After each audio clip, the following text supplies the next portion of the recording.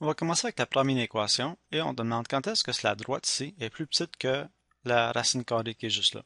Pour avoir une idée, on va commencer avec un petit dessin. Et ici, j'ai moins 7, on commence à moins 7, et j'ai une pente de 2 tiers. Donc, ça ferait quelque chose comme ça. Ouais. Là, j'ai, ça, on va dire que ça, c'est l'équation 1. 2. La racine carrée commence à 3 moins 5, ça donne, ça tombe en plein ici. Et je m'en vais en haut et à droite. Donc, ça fait quelque chose comme ça. Ça, c'est mon 2. Ça, c'est mon 1. Quand est-ce que la droite 1, elle est plus petite que la droite 2? Mais le seul temps qu'elle est plus petite, c'est entre ces deux points-là. Donc, j'ai entre lui et lui. Ça, on sait que ce point-là, euh, l'ordonnée, c'est le 3 qu'on a trouvé ici. Donc, ça ici, ça donne 3.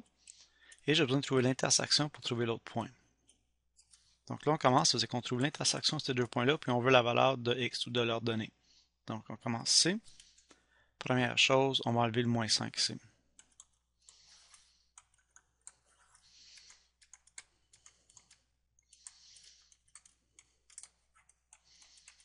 On pourrait tout mettre au carré tout de suite, mais je vais jouer un petit peu encore parce que je vois un 2 partout. Donc, on va diviser tout par 2 de chaque côté, qui va me donner 1 tiers x moins 1. Et j'aime pas la fraction ici, donc je vais multiplier tout de chaque côté par 3. C'est pas obligatoire, mais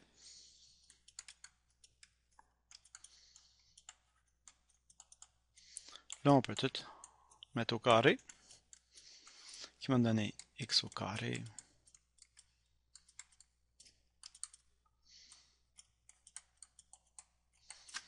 Là, on va commencer à tout simplifier un petit peu.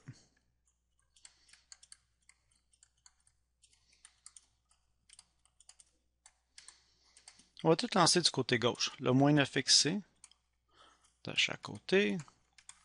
Le plus 27.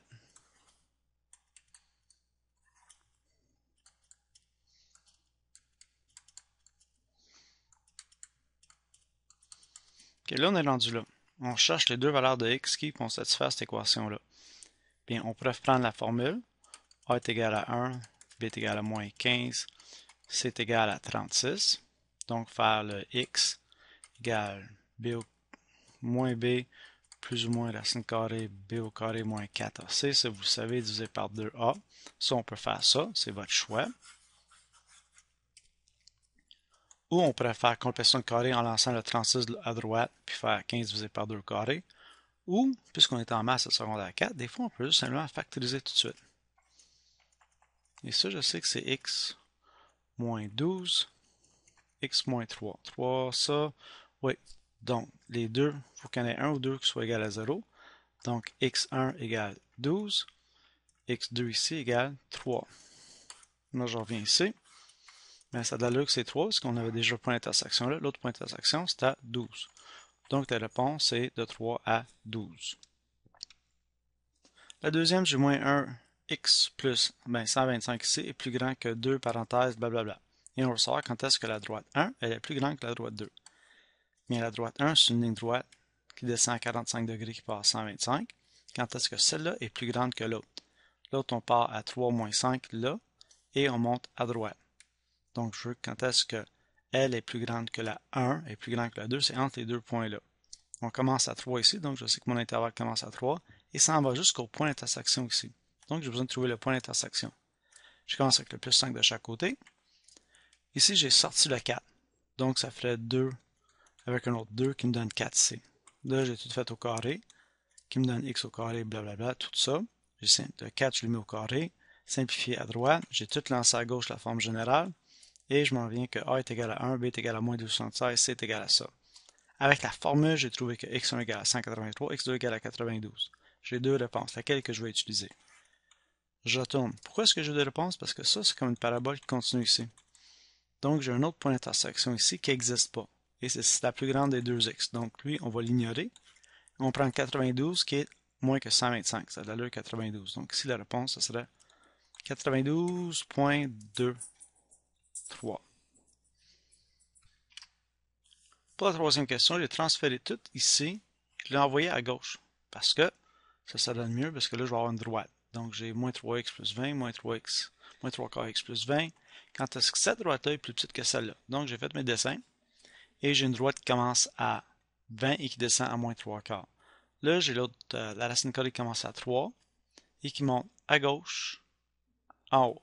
Donc, je ne suis pas sûr si la droite elle passe en dessous complètement ou par-dessus à un moment donné comme ça ici. Donc, il y a deux réponses possibles. Ce que j'ai besoin de savoir, c'est est-ce que la racine carrée, la racine carrée frappe la droite. Donc, j'ai besoin de savoir est-ce qu'il y a des points d'intersection pour savoir quand est-ce que elle est plus petite que elle.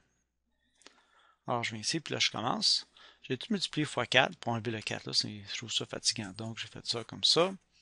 Je m'en viens ici, au carré.